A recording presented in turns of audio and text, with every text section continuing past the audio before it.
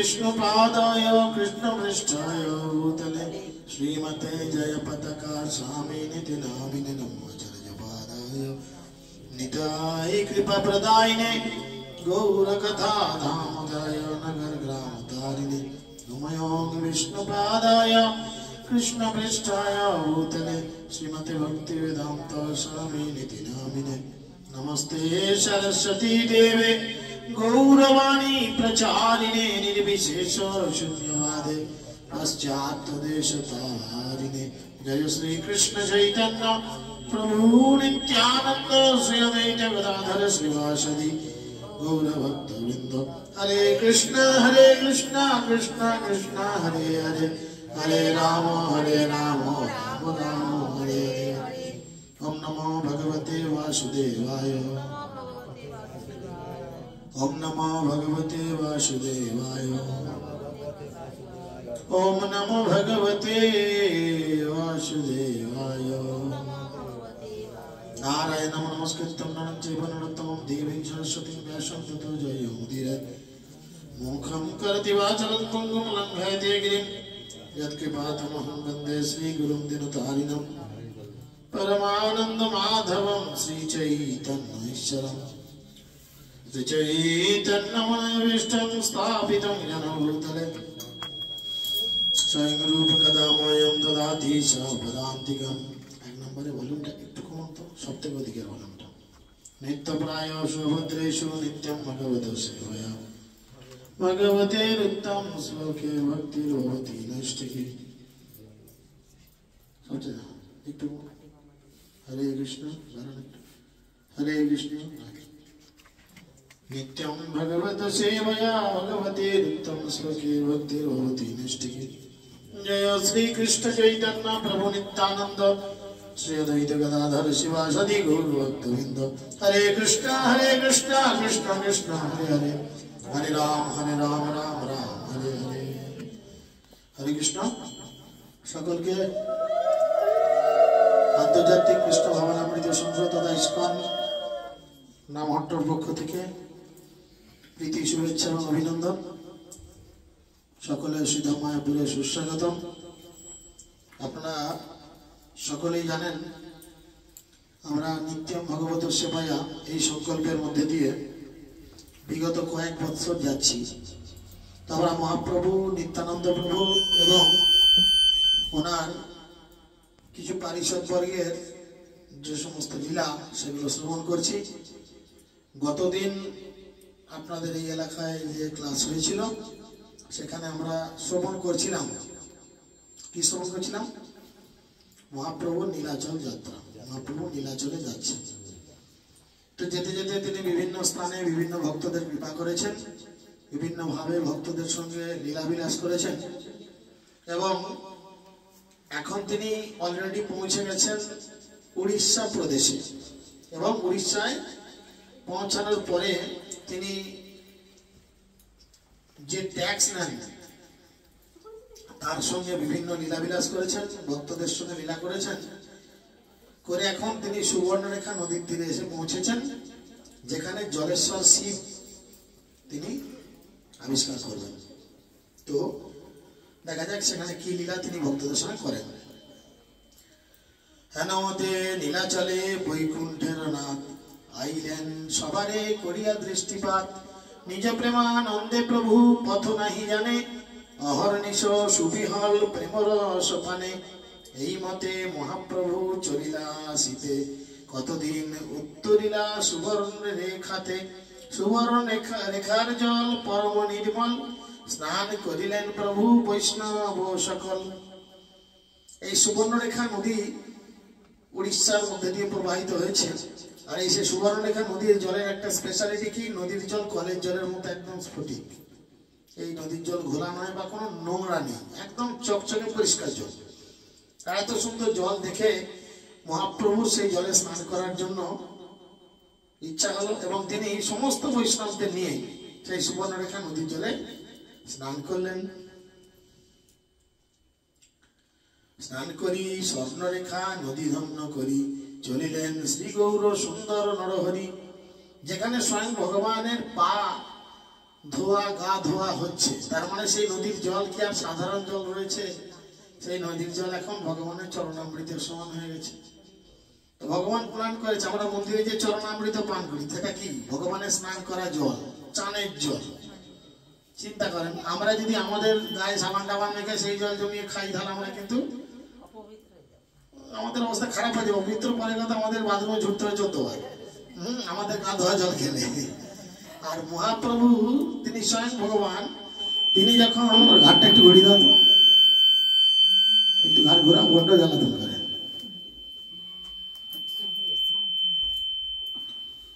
ওরা ওই ধারে নয়, ওই ধারে। হ্যাঁ, থাক থাক। পেছনটা ঠিকছে, পেছনটা ঠিকলেই আওয়াজ হচ্ছে, তুমি আগে গিয়ে বসো। হ্যাঁ, থাক। হরে কৃষ্ণ কৃষ্ণ কৃষ্ণ হরে হরে, হরে রাম রাম রাম হরে হরে। তো সেই জন্য সেই নদীতে তিনি স্নান করে নদীকে ধন্য করলেন।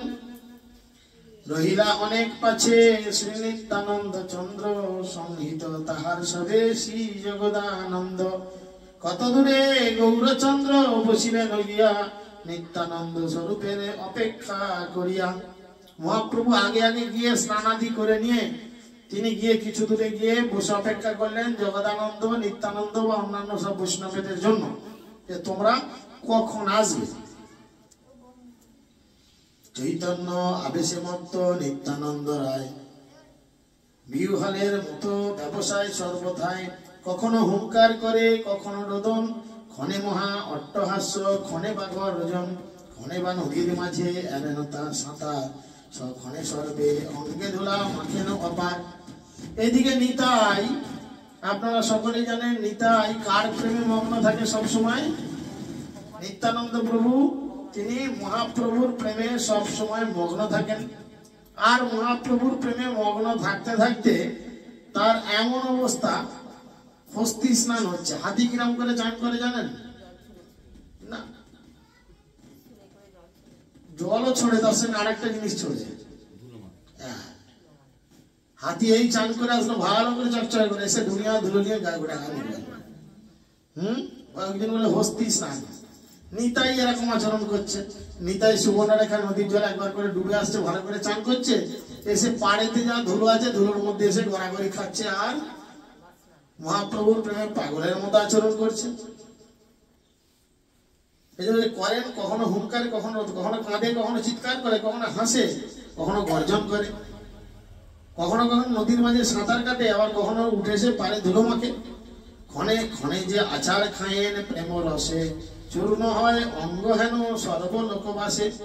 এমন উপরে লাফিয়ে উঠে দরাম করে শক্ত মেঝের মধ্যে পড়ছে, আশেপাশের লোকজন এরকম আচার কাচার করতে থেকে ভাবছে তোর হাড়গুলো গুঁড়ো হয়ে যাবে।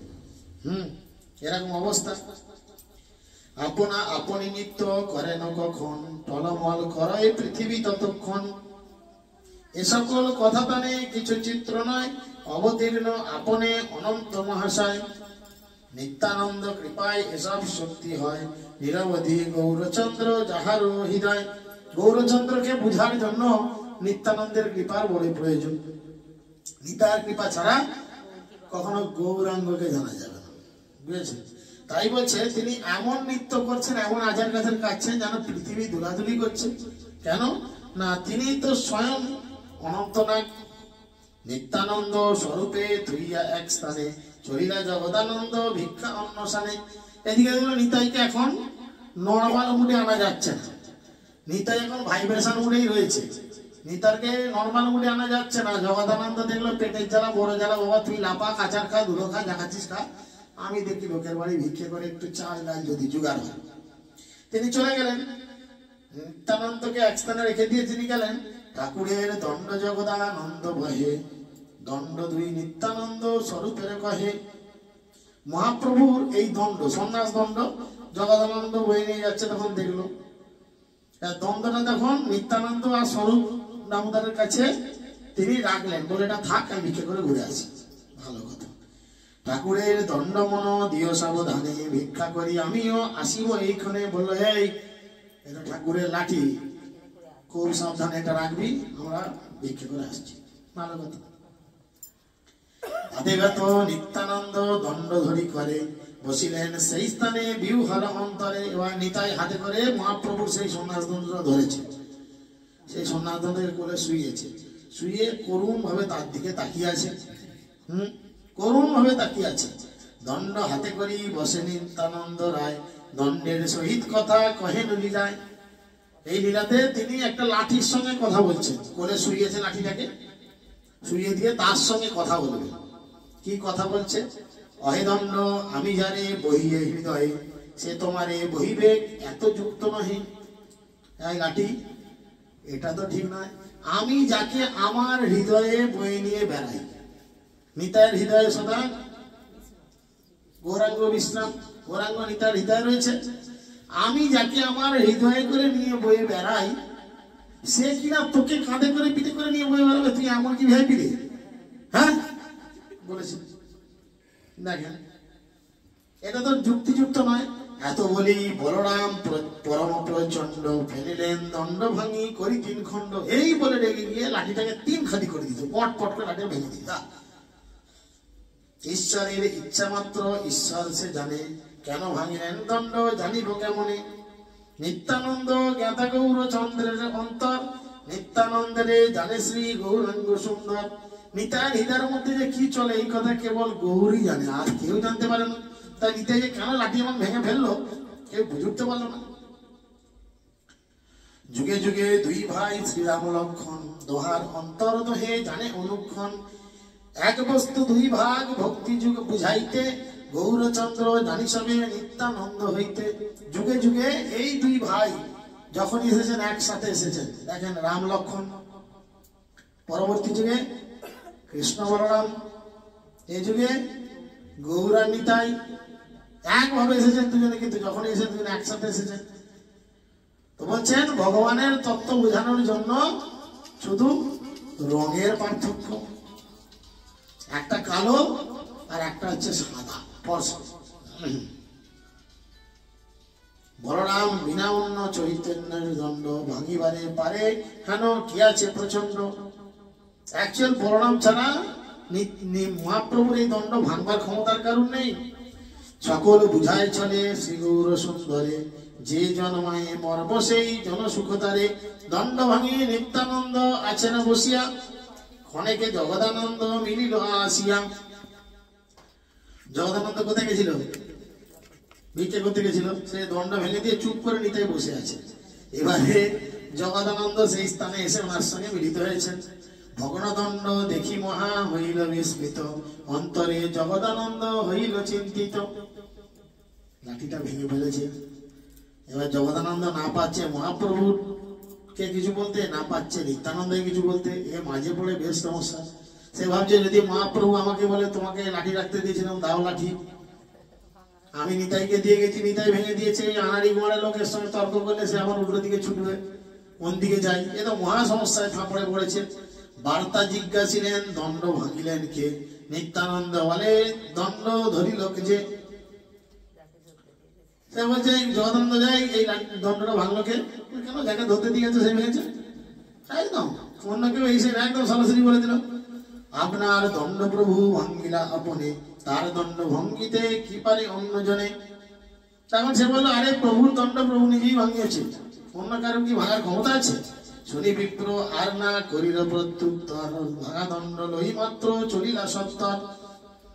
বসিয়া আছেন যথা শ্রী গৌরাঙ্গ সুন্দর, ভাঙা দণ্ড ফেলি দিল প্রভুর গোচর।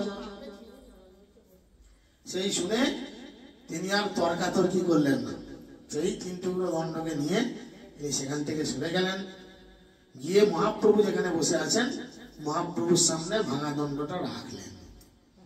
যে দণ্ডের মালিক তাকে তো দেখাতে হবে, রেখেছেন।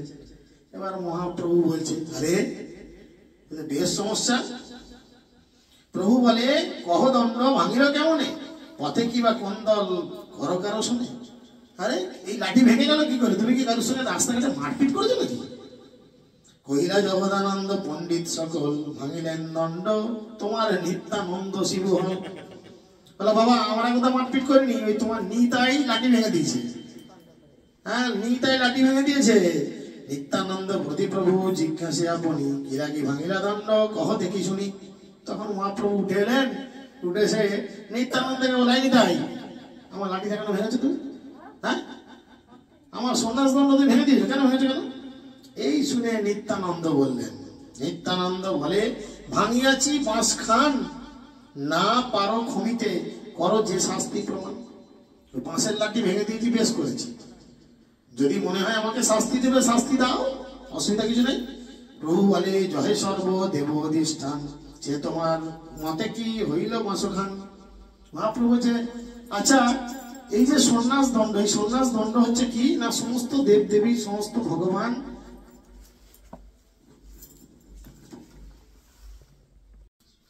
হরে কৃষ্ণ কৃষ্ণ কৃষ্ণ হরে হরে। তো তখন মহাপ্রভু বলল যে বাঁশের দণ্ডে সমস্ত দেব দেবী সমস্ত ভগবান ইত্যাদির অধিষ্ঠান, তুমি সেইটাকে বাঁশ বলে ভেঙে দিলে। হ্যাঁ, তোমার তো বড্ড ইয়ে। কে বুঝিতে পারে গৌর সুন্দরের লীলা, মনে করে এক মুখে করে আর খেলা, এটাকে যে বলে বুঝি কৃষ্ণের হৃদয়, সেই সে অবোধ ইহা জানিহ নিশ্চয়। মারিবেন হেন যারে আছয় অন্তরে, তাহারেও দেখি যেন মহাপ্রীতি করে। প্রাণসম অধিক যে ভব ভক্ত সব ভক্তগণ, তাহারেও দেখি যেন নিরপেক্ষ মন। তো বলছে এটা হচ্ছে মহাপ্রভুর ক্যারেক্টার। মহাপ্রভু কারোর উপর রেগে থাকলেও তার প্রতি যেমন করুণার দৃষ্টিপাত করেন, আবার কারোর প্রতি খুশি থাকলেও তিনি তেমন করুণা দৃষ্টি দেন। তাই নিতাইয়ের দিকে এমন করে তাকালো, পাশাপাশি লোকজনকে বুঝে উঠতে পারলো না যে মহাপ্রভু রেগে দেখছে না ভালোবেসে দেখছে। একটা তাকানোর ব্যাপার আছে। ছেলেটা বদমাইশি করলে আমরা কিনা বড় বড় চোখ, রাই কেন কইছিস, গলার স্বর চোখ একটা বড় বড় হয়ে যায়। বলছে এই এক মহাপ্রভুর মানে অদ্ভুত চরিত্র, যে তিনি এমন অবাক ভাবে তাকালেন, অবাক ভাবে দেখলেন। এ মতো অচিন্ত অগম্য লীলা মাত্র, তান অনুগ্রহে বুঝেন তান কৃপা পাত্র। দণ্ড ভঙ্গিলেন আপনাই ইচ্ছা করি, ক্রোধ ব্যঞ্জি বারে লাগিলেন শ্রী গৌর হরি। প্রভু বলে সবে দণ্ড মাত্র ছিল সঙ্গ, আজ তাহ আজি কৃষ্ণের ইচ্ছাতে হইল ভঙ্গ।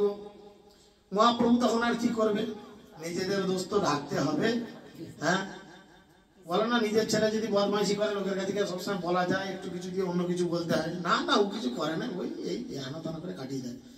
নিতাই এই করে যায়, মহাপ্রভু কি বলবে, নিতাই তো ওরই এক অংশ প্রকাশ।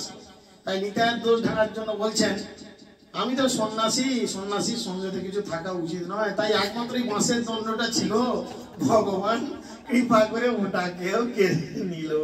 হরি বল। এত আমার সঙ্গে কারো সঙ্গ নাই, তোমরা বা আগে চলো কিবা আমি আগে যাই। এদিকে মহাপ্রভু রাগ হচ্ছে মনে মনে, বললো যাক আমার কাছে তো সম্বল বলতে এই বাঁশের ডান্ডাটাই ছিল, সেটাও তোমরা ভেঙে দিলে, যে ভগবান ইচ্ছা তাও চলে গেল, আমার কাছে আর কিছু নাই। এখন আমি আর কাউকে সঙ্গ নেবো না, আমার যেহেতু সব সঙ্গ ছাড়া হয়ে গেছে, হয় তোমরা আগে যাও নাহলে আমি আগে যাবো। কে আগে যাবো বলো? তোমাদের সঙ্গে আমি যাবো না, গেলে আমার ঝামেলা হবে। হয় তোমরা আগে যাও নাহলে আমি আগে যাই, কেউ না কেউ আগে যাবো। তো তখন সবার খুব চিন্তা হলো, নিরুক্তি করিতে আজ্ঞা শক্তি আছে কার, সবেই হইলা শুনি চিন্তিত অপার। মুকুন্দ বলেন তবে তুমি চলো আগে, আমরা সবার কিছু আছে কৃত্য আছে। ভালো বলি চলিলেন শ্রী গৌর সুন্দর, মত্ত সিংহ প্রায় গতি লিখিল দুষ্কর। যখন মুকুন্দ বলল প্রভু আপনি আগে যান, আপনি আগে যান, আমরা আপনার পেছন পেছন আপনাকে দেখতে দেখতে যাবো। যে আপনি মহাপ্রভুকে বলেছে আগে চলে যান, সে মহাপ্রভুর হাঁটা কি লম্বা লম্বা পায়ে ছিয়া দিয়ে যেন রেলগাড়ির মধ্যে গম গম করে চলছে, আর পেছনেরা সবাই ছুটছে। মহাপ্রভু কর্তৃক নিত্যানন্দকে প্রতি সতর্ক হওয়ার জন্য শিক্ষা দান। সবাইকে মহাপ্রভু শিক্ষা দিচ্ছে যে নিতাইয়ের এই আচরণে তোমরা যেন নিতাইকে কেউ ছোট করে ভেবো না। মহাপ্রভু বলছে মুহূর্তে গেলা প্রভু জলেশ্বর গ্রামে, বারংবার গেলা জলেশ্বরের দেবস্থানে। জলেশ্বর পূজিতে আছেন বিপ্রগণে, গন্ধ পুষ্প ধূপদীপ্য মাল্য বিভূষণে। বহুবিধ বাদ্য উঠিয়াছে কোলাহল, চতুর্দিকে নিত্য গীত পরম মঙ্গল। দেখি প্রভু ক্রোধে পশিলেন সন্তোষ, সেই বদ্ধে প্রভু মিশাইল প্রেমরস। মহাপ্রভু সেই রাস্তায় যেতে যেতে হঠাৎ এক জায়গায় দেখছে খুব বাদ্যযন্ত্র বাজছে, খোল করতাল মৃদঙ্গ আরো সব বিভিন্ন ভ্যারাইটিস বাদ্যযন্ত্র বাজছে। যেতে যেতে মহাপ্রভু কি করলেন, সেখানে হঠাৎ দাঁড়িয়ে গেলেন। দেখছে সেখানে জলেশ্বর শিবের অভিষেক হচ্ছে। শিব পরম বৈষ্ণব দেখে মহাপ্রভুর খুব আনন্দ হলো। মহাপ্রভু কি করলেন তখন সেখানে নৃত্য আরম্ভ করলেন। মিশাইল প্রেম রস, যে খটমটে অনুষ্ঠান হচ্ছে একটু প্রেম রস মিশিয়ে দিন, তিনি সেখানে প্রেম রস মিশানোর জন্য নৃত্য করলেন।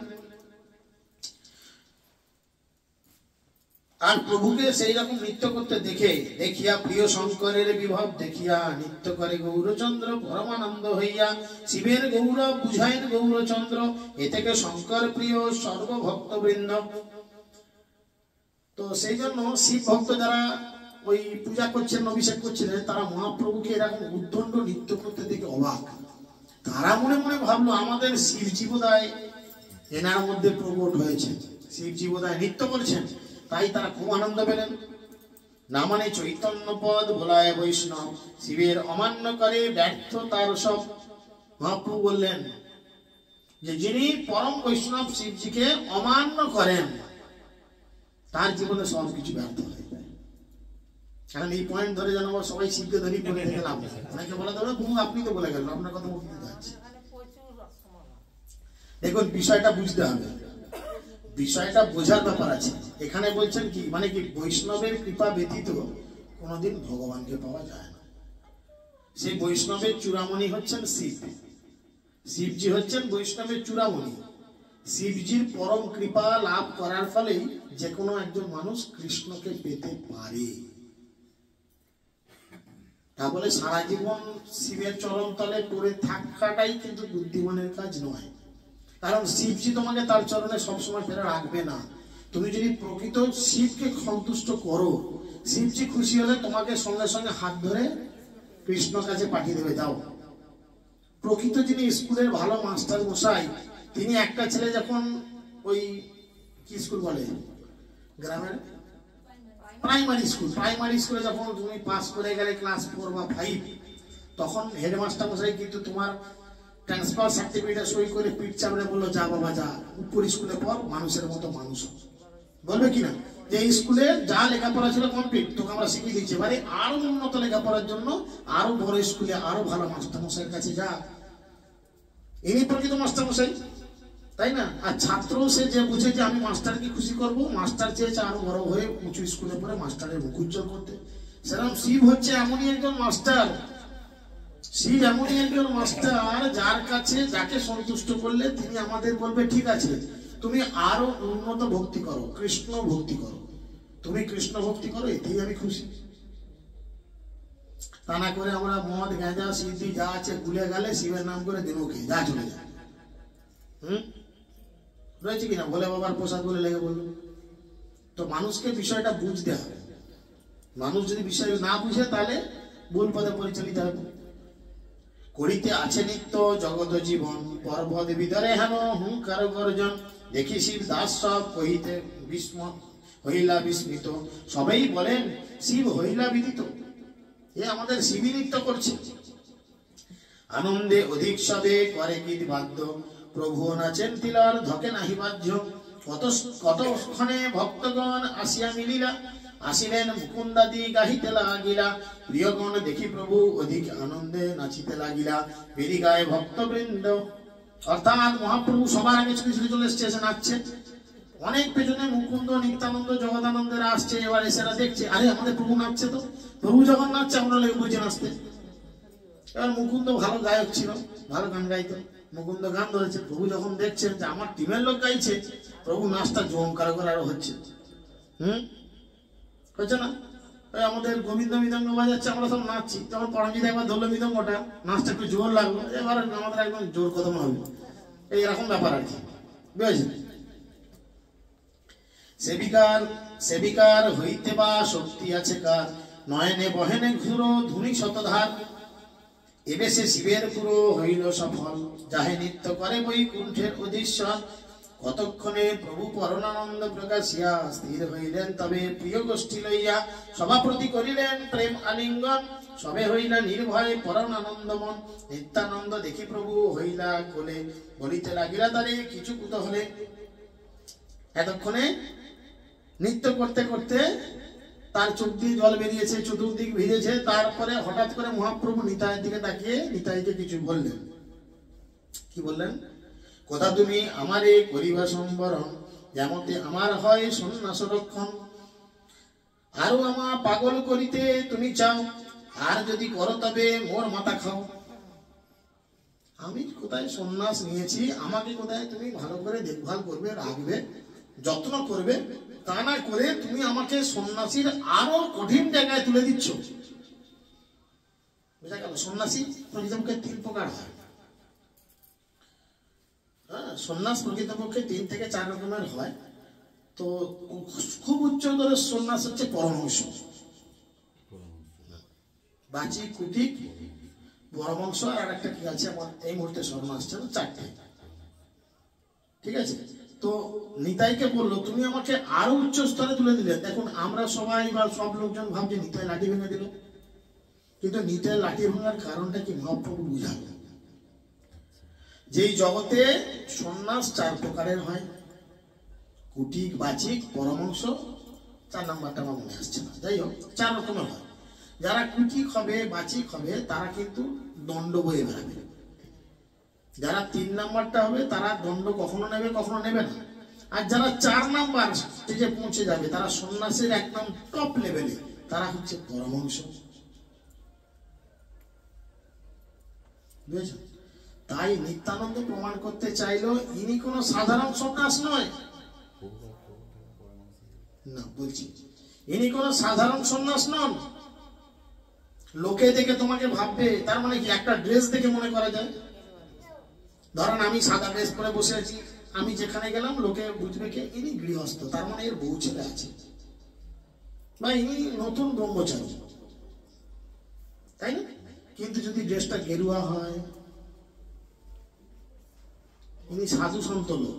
এই যে টিভিতে খবর দেখাচ্ছে সন্ন্যাসী চিন্ময় কৃষ্ণ দাস, অ্যাকচুয়ালি তিনি তো সন্ন্যাসী নন, তিনি ব্রহ্মচারী। তাহলে লোকে তার গেরুয়া ড্রেস দেখে টিভিতে দেখাচ্ছে সন্ন্যাস। বাংলাদেশে যিনি অ্যারেস্ট হয়েছেন, হ্যাঁ, তাকে সন্ন্যাসী বলছে, কিন্তু তিনি তো সন্ন্যাসী নন, তিনি ব্রহ্মচারী। টিভিতে গেরুয়া ড্রেস দেখে গেরুয়া ড্রেস মানে সন্ন্যাসী মনে করছে। ঠিক আছে? তো এই লোকেদের ভ্রান্ত ধারণা, মানে মহাপ্রভু কোনো সাধারণ মানুষ নয় হে ছোকরা, এটা বোঝানোর জন্য নিতাই তার দণ্ডটা ভেঙে দিয়ে বুঝলেন যে উনি কুটিক, বাচিক, ভাই 3 নাম্বার পয়েন্টের সন্ন্যাসী নন, উনি টপ লেভেলের সন্ন্যাসী, যার কোনো আশ্রয় নেই। নিতাই কোন কোন কোন কোন ডালে হাঁটে চিন্তা করতে পারছেন, কোন ভাবনায় হাঁটে নিতাই।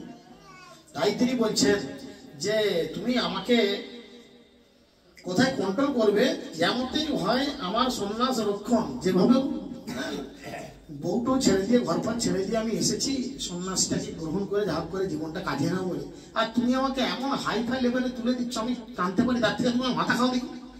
নিতাইকে বলছি, আর আমার পাগল করিতে কি তুমি চাও? এর থেকে তুমি পাগল করতে চাও? আর যদি করো তবে মোর মাথা খাও। যেন করে তুমি আমার তেন আমি হই, সত্য সত্য এই আমি সবার স্থানে কই। তুমি আমার ড্রাইভার, তুমি আমাকে যেমন চালাবে আমি তেমন চলবো। তাহলে প্রার্থনা কার কাছে করবো? গৌরের কাছে নিতে। বুঝেছেন? সবার শিখাই গৌর চন্দ্র ভগবান, নিত্যানন্দ প্রতি সবে হও সাবধান। মহাপ্রভু শিখাচ্ছে সবাই সাবধান, নিতাই দিকে সাবধান। ওকে খ্যাপা হবার ওরকম লাল ফেলে ভেবো না, ও কিন্তু আমার ড্রাইভার। হ্যাঁ, মরে দেহ হইতে নিত্যানন্দ দেহ বড়, সত্য সত্য সবারে কহিন এই দৃঢ়। নিত্যানন্দ স্থানে যার হয় অপরাধ, মোর দোষ নাহি তার প্রেম ভক্তিবাদ। আমার শরীরের থেকে ওই নিতায়ের শরীর বড়। নিতায়ের চরণে যদি কারোর অপরাধ হয় আমাকে দোষ দিও না বাবা, তার সব হবে, গাড়ি বাড়ি বউ ছেলে পুলে সব পাবে, কিন্তু প্রেম ভক্তি পাবে না। ভালো কথা। নিত্যানন্দে যাহার তিলক দেশ রহে, ভক্ত হইলেও সে আমার প্রিয় নহে। কেউ যদি সামান্যতম নিত্যানন্দের প্রতি দেশ বিদ্বেষ রাখে, হিংসা, শুধু হিংসা নয় বিদ্বেষ রাখে, তাহলে কি সে যত বড় ভক্তই হোক সে আমার কোনোদিন প্রিয় হতে পারবে না। আত্মস্তুতি শুনি নিত্যানন্দ মহাশয়, লজ্জায় রহিল প্রভু মাথা না তোলায়। নিতাইয়ের গুণগান করছে, নিতাই মাথা নিচু করে চুপ করে বসে আছে, মাথা আর তোলে না। পরম আনন্দে হইলা সর্বভক্তগণ, হেন লীলা করে প্রভু শ্রী শচীনন্দন। এই মতো জলেশ্বরে সে রাত্রি রহিলা, উষাকালে চলিলা সকল ভক্ত লইয়া। এবার এই জলেশ্বরে সারা রাত থেকে তারপরের দিনে তিনি গেলেন, সেখান থেকে অন্য কোথাও চলে গেলেন। ঠিক আছে? এরপরে গিয়ে একজন শাক্ত সন্ন্যাসীকে, শাক্ত সন্ন্যাসী মানে যিনি সব খায়, বিড়িও খায়, মদও খায়, মাংস খায়, এরকমও খায়, আবার সন্ন্যাসী এরকম আছে না বাজারে? তো সেরকম একজন সন্ন্যাসীকে মহাপ্রভু উদ্ধার করবে। বাঁশদহ পথে এক শাক্ত সন্ন্যাসী বেশ, আসিয়া প্রভুরে পথে করিল আদেশ। শাক্ত হেন প্রভু জানিলেন নিজ মনে, সন্তোষিতে লাগিলেন মধুর বচনে। প্রভু বলে কহ কহ কথা তুমি সব, চিরদিনে আজি আমি দেখিলু বান্ধব। প্রভুর মায়ার শাক্ত মোহিত হইলা, আপনার তত্ত্ব যত কহিতে লাগিলা। যত যত শাক্ত বইসে যত যত দেশে, সবে কহ একে একে শুনি প্রভু হাসে। এদিকে এই শাক্ত সন্ন্যাসী এসে তার নিজের অনেক কেরামতির কথা বলছে। আর মহাপ্রভু এমন তেল মেরে দিলেন তাকে, সে একদম গর্বে ফেটে পড়লেন। এই যেমন আপনাকে ফোন করলি, ও ফোন করে এই আপনাকে ফোন করতে যাচ্ছিলাম, আপনি করলেন, আমি এই ফোনটা আপনি করতে যাচ্ছি, ঘন্টিও করতে যাই। হ্যাঁ, এই তেল মেরে দিল নিতাই, নিতাই নিতাইকে মহাপ্রভু তেল দিয়ে দিলেন ওই শাক্ত সন্ন্যাসী। সে তো একদম এবার নিজের ক্যালিমাত্রা আরম্ভ করলো, সত্যি আমাকে নখি কি ভালোবাসে, কি মনে করে, ফোন রাখলি এবার হতভাগা রেখেছে ব্যঞ্জমায়, বকে বকে মাথা খারাপ করে দেয়। তো শাক্ত বলে চলো ঝাঁট মাঠেতে আমার, সবেই আনন্দ আজি করিব অপার।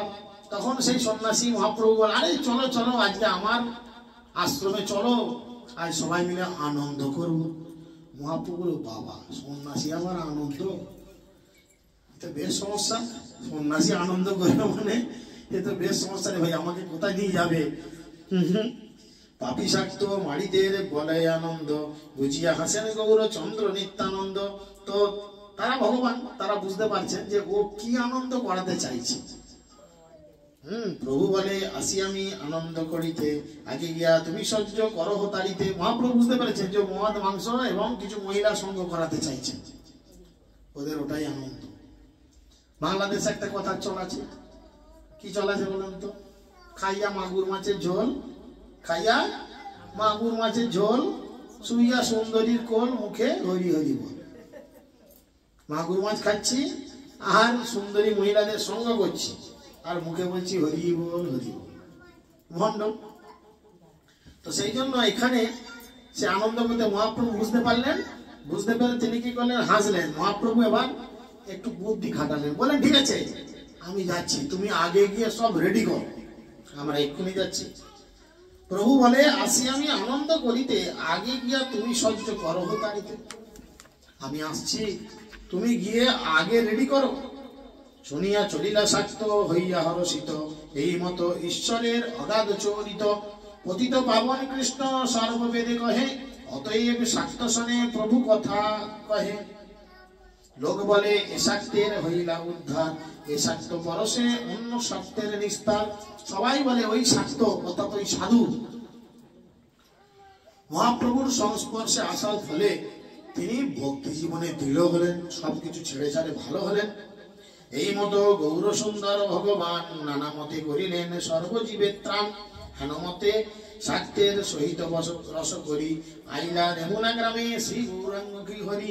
রেমুনায় দেখি নিজ মূর্তি গোপীনাথ, বিস্তর করিলা নিত্য ভক্ত পরগসাত। এরপরে তিনি জলেশ্বর থেকে হাঁটতে হাঁটতে হাঁটতে হাঁটতে এসে পৌঁছালেন রেমুনা নামক একটি গ্রামে, বুঝেছেন? যেই গ্রামে তিনি গোপীনাথের বিগ্রহ দেখলেন, বুঝেছেন? গোপীনাথের বিগ্রহ, নিজের বিগ্রহ, গোপীনাথ নিজের বিগ্রহ। গোপীনাথ হচ্ছেন স্বয়ং কৃষ্ণ, আর মহাপ্রভু তো স্বয়ং কৃষ্ণ। আপনার প্রেমে প্রভু পসারি আপনা, রোদন করেন অতি করিয়া করুণা। সে করুণা শুনিতে পাষাণ কাষ্ঠ দ্রবে, এবে না দ্রবিল ধর্ম ধ্বজি গুণ সবে। অর্থাৎ মহাপ্রভু সেই লীলা কথা চতুর্দিকে শ্রবণ করালেন। রেমুনায় এসে পৌঁছান। রেমুনায় গোপীনাথের খুব অপূর্ব সুন্দর মূর্তি আছে, বুঝেছেন? এই রেমুনার ইতিহাস কি, মহাপ্রভুর গুরুদেবের গুরুদেব কি নাম?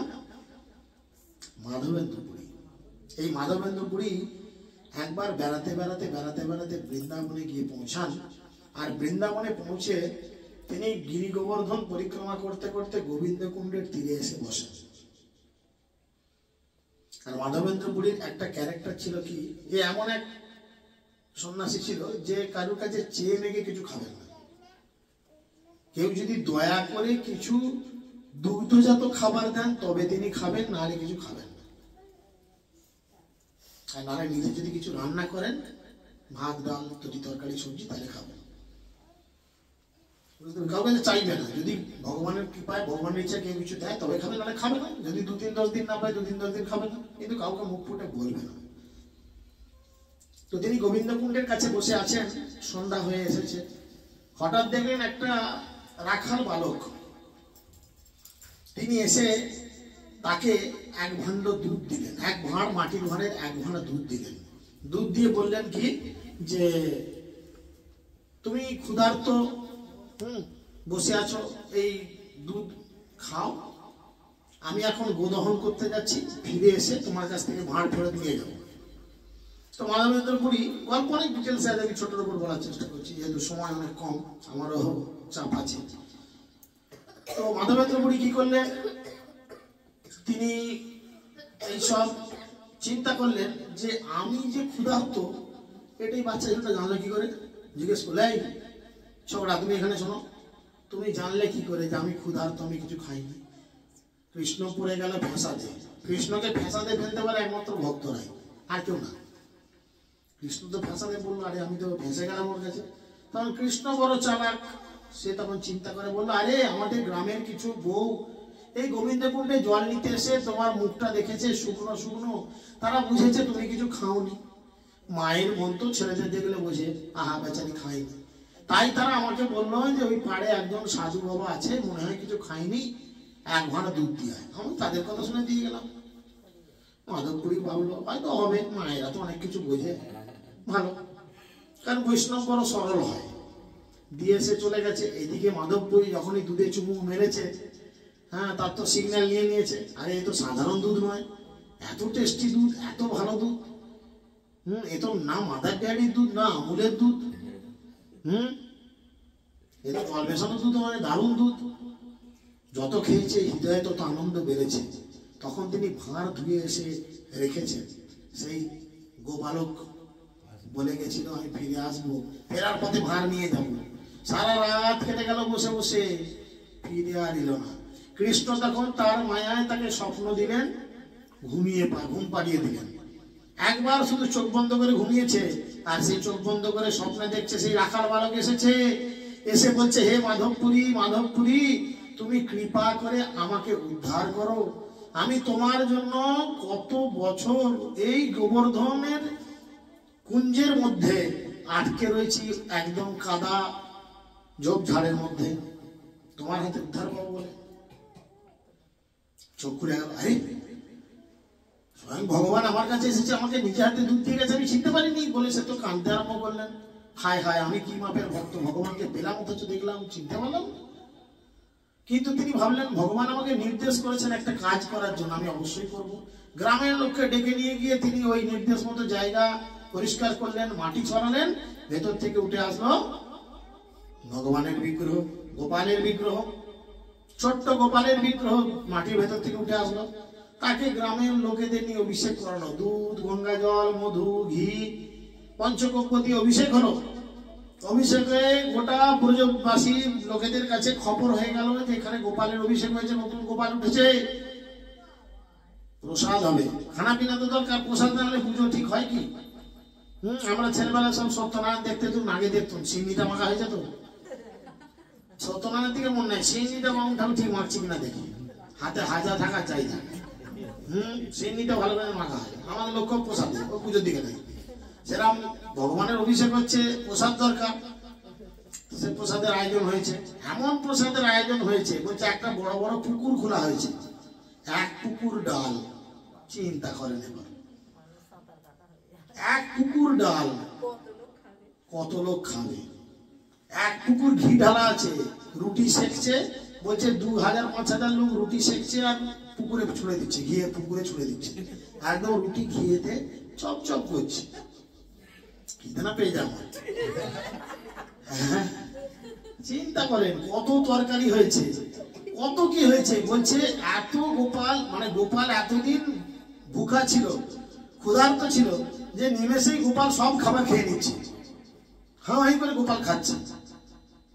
এরকম খাওয়া দাওয়া হয়েছে। সিংহাসনে বসিয়েছে, বিভিন্ন লোকে বিভিন্ন সেবা দিয়েছে, গোপালকে বসিয়ে রাখার পর এরপরে সেই মাধবপুরী কি করলো, কয়েকদিন পর আবার রাত্রিরে স্বপ্ন দেখলো, বললো আমি তো মাটির নিচে অনেকদিন পড়েছিলাম, মাধব আমাকে তুমি এক কাজ করো, আমার অঙ্গে তুমি চন্দন অগুরু হ্যাঁ এর একটা প্রলেপ দাও। মেয়েরা যেমন সানস্ক্রিন লোশন মাখে, অনেক মেয়েরা মাখে না, রোদে বেরোলে গালটা ডাক্তারবাবু জ্বলে যায়, পুড়ে যায়, পেশানি দোকানে বা ডাক্তার স্কিনের ডাক্তারের কাছে গিয়ে বলে তখন একটা সানস্ক্রিন লোশন দেয় যে রোদে বেরোলেই গালে মাখবে, তাহলে আর তোমার গাল চর্চা করবে না। সেরকম কৃষ্ণরও কিন্তু সানস্ক্রিন লোশনের দরকার। কি করে বলবে, স্টেশনারি দোকানে তার গিয়ে বলবে রাজু একটা সানস্ক্রিন লোশন দে রে, হ্যাঁ সেরকম চার তো ক্ষমতা নাই। তাই মাধবপুরীকে বললো এই সানস্ক্রিন লোশনের মতো কাজ অগরু আর চন্দনকে বেটে স্কিনের উপরে লাগা, তাহলে আমার গায়ে যে জ্বালা করছে জ্বালাটা মিটে যাবে। কোথায় পাবো, কোন দেশে চন্দন পাবো, না সে উড়িষ্যায় চলে যাও, উড়িষ্যায় মলয় চন্দন আছে সেখান থেকে নিয়ে এসো, বুঝেছে? সে মলয় চন্দন আনতে মাধবেন্দ্র পুরী, সে বৃন্দাবন থেকে 2000 কিলোমিটার প্রায় পুরী হাঁটতে হাঁটতে এসেছেন। না কোনো ট্রেন পেয়েছেন, না কোনো ফ্লাইট পেয়েছেন, না কোনো পার্সোনাল গাড়ি পেয়েছেন, নিজের পা সম্বল ভগবান সম্বল, বুড়ো বয়সে হাঁটতে হাঁটতে চলে এসছে।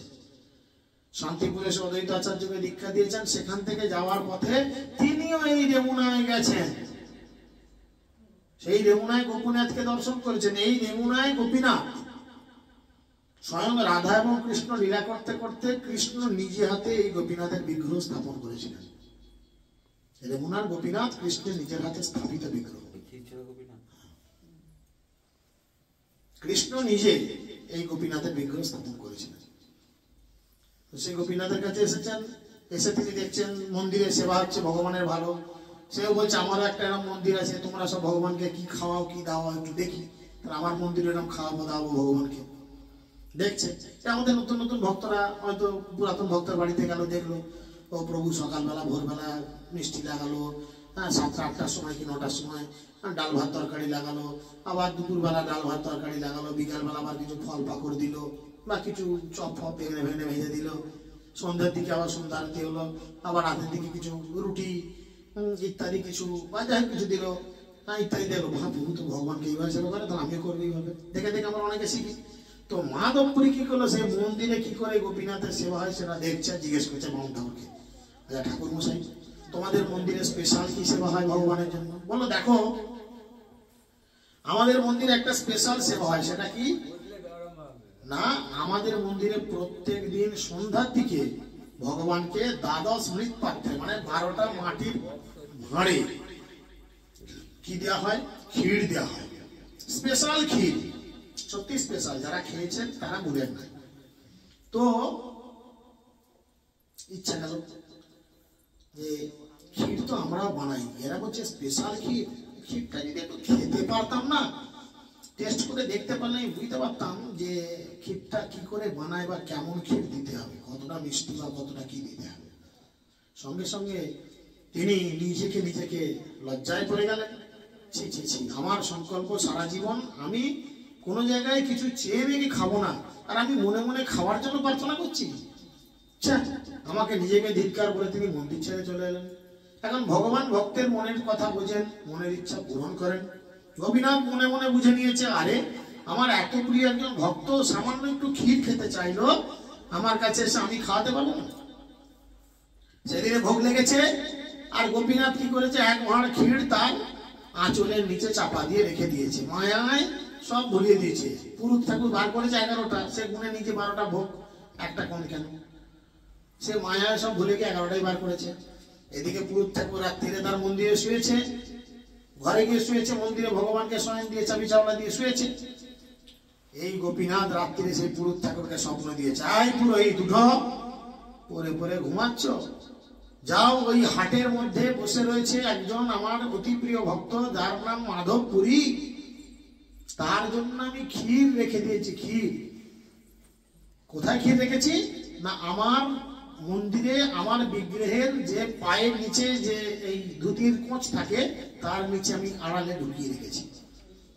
সে ব্রাহ্মণ ঠাকুর মাঝরাতে ঘুম থেকে উঠেছে, যখন তখন মন্দিরে তো ঢোকা যায় না, ঘুম থেকে উঠে স্নান টান করে তিলক টিলক করে মন্দিরে গিয়েছে, গিয়ে গোপীনাথের পায়ের ওই আড়াল কাপড়টা সরিয়ে থেকে সত্যি এক ভাঁড় ক্ষীর রাখা, সে ব্রাহ্মণ তো অবাক, এই রে, যাক ভগবানের ইচ্ছা মনে করে সে ক্ষীর ভাঁড়কে নিয়ে তিনি কি করলেন,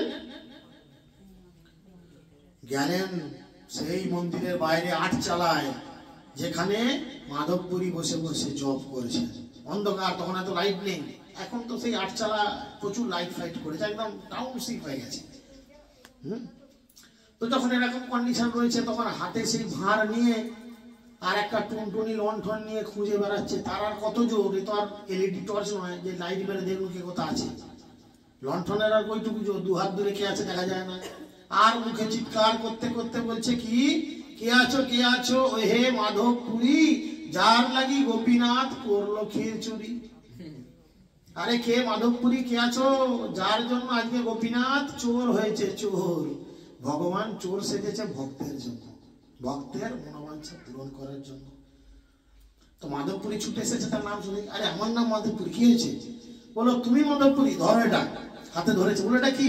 আরে তোমার জন্য গোপীনাথ আজকে চোর সেজেছে, গোপীনাথ তোমার জন্য ক্ষীর চুরি করেছে, তুমি এমন বড় মাপের ভক্ত করে তাকে দণ্ডবাদ প্রণাম করেছে। মাধবপুরী ভাবলো, এই রে সর্বনাশ করেছে, এ বামুন ঠাকুর মন্দিরে যেয়ে বলবে যে গোপীনাথ এর জন্য ক্ষীর চুরি করেছে, গোটা দেশের লোক গ্রামের লোক জানবে, আর কাল সকালে সবাই এসে আমাকে নিয়ে মহোৎসব করে, তার থেকে আমি আজকে কেটে পড়ি। কারণ একজন শুদ্ধ ভক্ত কোনোদিন তার এরকম নাম ডাক ছড়িয়ে পড়ুক সে চায় না, কারণ তিনি জানেন এর মধ্যে অনেক অপরাধ লুকিয়ে থাকে। তাই সেই রাত্রেই মাধবপুরী সেখান থেকে চলে গেলেন। সেই থেকে সেই বিগ্রহের নাম হয়ে গেল ক্ষীরচোরা গোপীনাথ। আজও সেই মন্দির রয়েছে, ক্ষীরচোরা গোপীনাথ নামেই রয়েছে। সেই মন্দিরে মহাপ্রভু এসে এবারে পৌঁছেছে, এই লীলা পরের দিনে হবে। পৌঁছে যখনই তিনি গোপীনাথজিকে প্রণাম করেছেন, গোপীনাথজি কি করেছেন, গোপীনাথের মাথায় একটা ফুল দেওয়া হয়। এখন কোন শুদ্ধ ভক্ত যদি মন্দিরে গিয়ে পৌঁছায়, সেই ফুল মাথা থেকে আজও পড়ে, আজও পড়ে। মহাপ্রভু যেমনি প্রণাম করেছে, তার মাথা থেকে সঙ্গে সঙ্গে ফুলটা মহাপ্রভুর মাথায় ঠপাস করে পড়েছে। মহাপ্রভু ইঙ্গিত বুঝলেন, বুঝে মহাপ্রভু সমস্ত এই গল্পটা নিত্যানন্দ প্রভু, জগদানন্দ পণ্ডিত এবং অন্যান্য সমস্ত বৈষ্ণবীদের কাছে এই লীলা শুনিয়েছিলেন।